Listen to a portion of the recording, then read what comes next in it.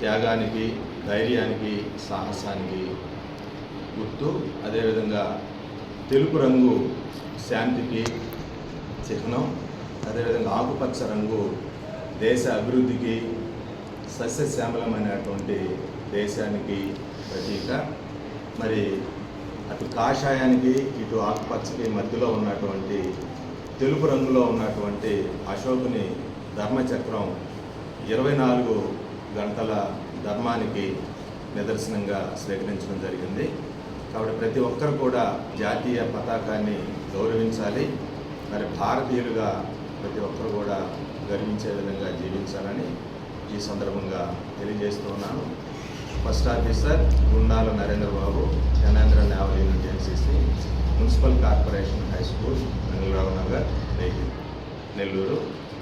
భారత్ మాతాకి, భారత్ మాతాకి, భారత్ మాతాకి.